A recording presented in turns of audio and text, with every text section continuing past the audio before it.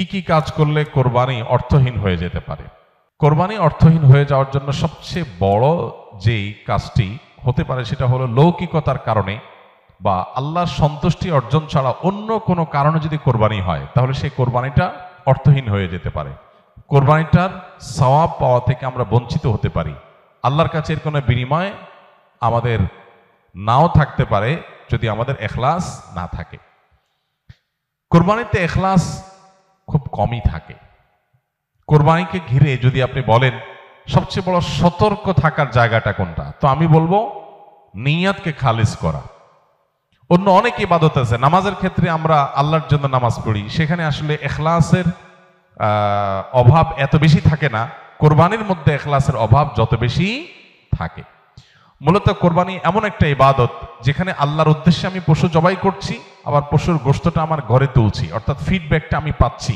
এরকম জায়গা যেখানে অর্থনৈতিক বা আর্থিক ইবাদত, সে আর্থিক ইবাদতের ফিডব্যাক বা উপকারিতা যদি আমরা নিজেরা পাই, সেখানে ইখলাস ধরে রাখাটা আসলে কঠিন হয়। কোরবানিটা সেরকম একটা ইবাদত। এই জন্য আমি কোরবানি কেন করছি এটা আগে ক্লিয়ার করতে হবে। আল্লাহ বলেছেন লা ইয়ানালাল্লাহু লুহুমুহা ওয়ালা দিমাউহা ওয়ালাকিন ইয়ানালুহু আত-তাকওয়া মিনকুম।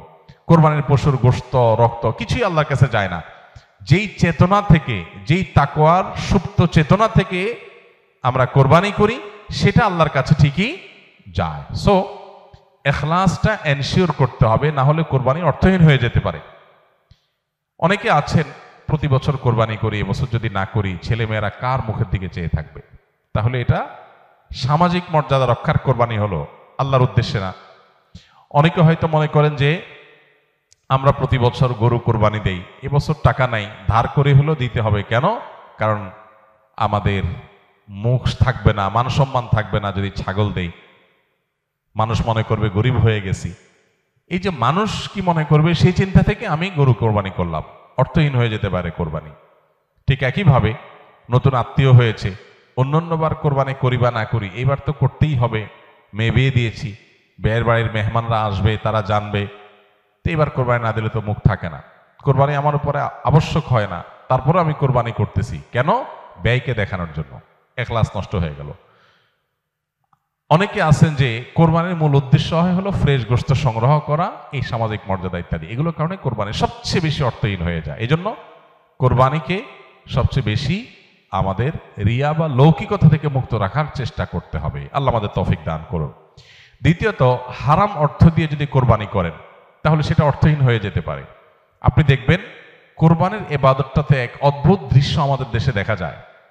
যারা যত বেশি প্র্যাকটিসিং তাদের কোরবানির পশুর সাইজ সাধারণত তত কম থাকে, আর যারা যত বেশি নামাজ কালাম কম পড়ে, ইসলাম থেকে যত দূরে, তাদের কোরবানির পশুর সাইজ তুলনামূলকভাবে তত বড় হয়। অদ্ভুত না ব্যাপারটা?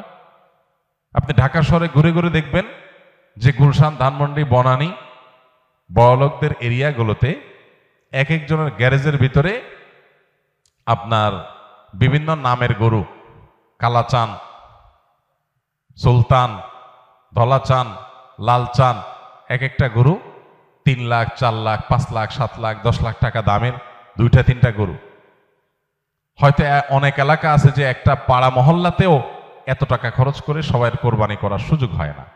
যাই দেখেন ওই বাড়িতে যারা থাকে তাদের নামাজ নাই, কালাম নাই, ইবাদত নাই, বন্দেগি নাই, কোরবানির বেলায় মাশাআল্লাহ 4টা-5টা আছে, কারণ এটাতে বেটাগিরি জাহির করা যায়।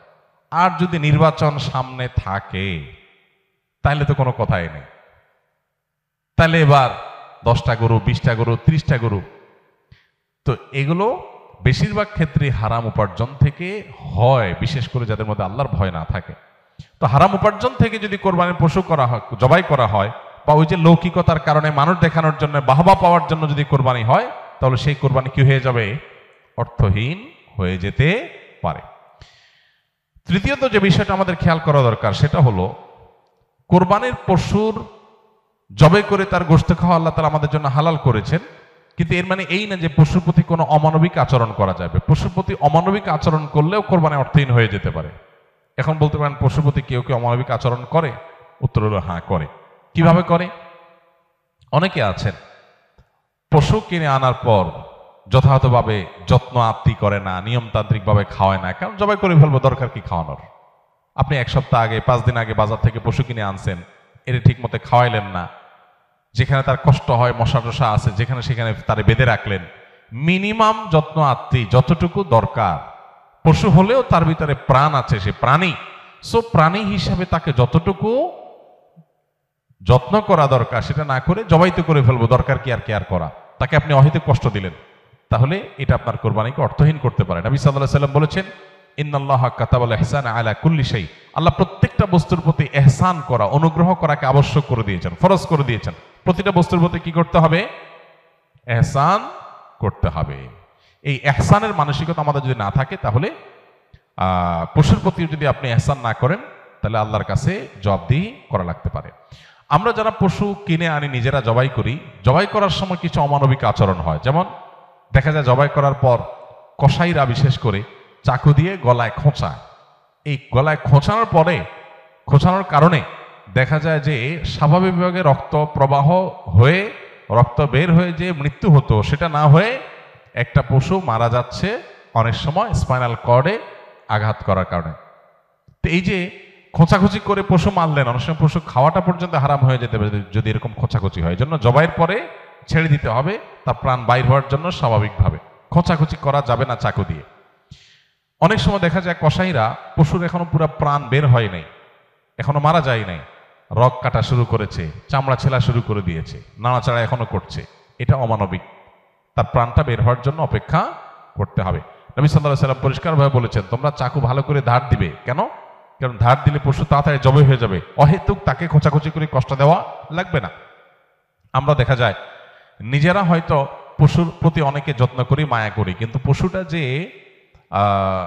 আপনার বিক্রেতার কাছ থেকে আপনি কিনে এনেছেন, এই পশু প্রতি সে হয়তো কোনো অমানবিক কাজ করেছে, যদিও তার দায়টা আপনার উপর আসবে না, কিন্তু সামাজিকভাবে আমাদের সবার উপরে এই দায়টা চলে আসে। আমরা জানি পশু পরিবহন থেকে নিয়ে পশু বাজারজাত করা থেকে নিয়ে জবে পর্যন্ত ধাপে ধাপে পশুর প্রতি চরম অমানবিক আচরণ এদেশে করা হয়। পরিবহনে হয়, আপনারা জানেন, একটা ট্রাকে ধরা যাক যে 15টা গরু উঠানো যাবে, সেখানে 20টা গরু উঠানো হলো, 5টা গরু বেশি উঠানো হলো, তাতে পড়তা বেশি হয়ে যায়, খরচ কম পড়ে, ব্যবসাটা একটু বেশি হয়ে যায়। কিন্তু 5টা গরু বেশি উঠানোর কারণে কি হয়? ওই পশু যেগুলোকে উঠানো হয়েছে সেগুলোকে এমন গাদাগাদি করে দাঁড় করানো হয় যে তাদের গায়ে শরীরে রীতিমতো ঘা হয়ে যায়, এবং মাঝখান দিয়ে এমন ভাবে বাঁশ বেঁধে দেওয়া হয় যাতে কোনোভাবে বসতে না পারে। 10 ঘন্টা, 15 ঘন্টা, 20 ঘন্টা পর্যন্ত অনেক সময় সিরিয়ালে জ্যামে ট্রাকগুলো, পিকআপগুলো আটকা পড়ে থাকে, এবং 20 ঘন্টা ধরে তাদেরকে এভাবে এমনভাবে বাঁশ বেঁধে দেওয়া হয় যাতে করে কোনোভাবে বসতে না পারে।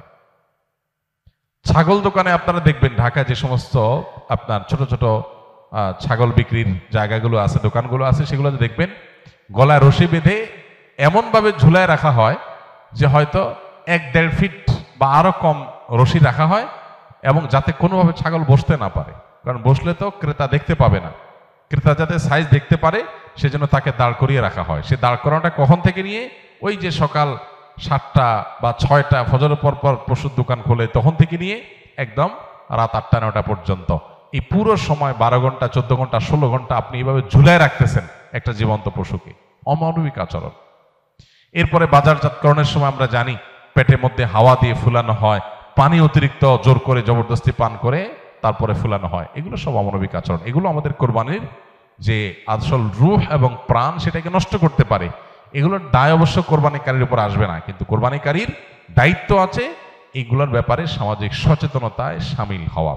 সর্বশেষ যে পয়েন্টটা বলবো সেটা হলো, আমাদের কোরবানির পশুর যে বর্জ্য ময়লা আছে এগুলো যদি পরিষ্কার করার দায়িত্ব কোরবানি কারক হিসাবে আমরা নিজের কাঁধে না নেই, আমাদের কোরবানিটা অর্থহীন হয়ে যেতে পারে।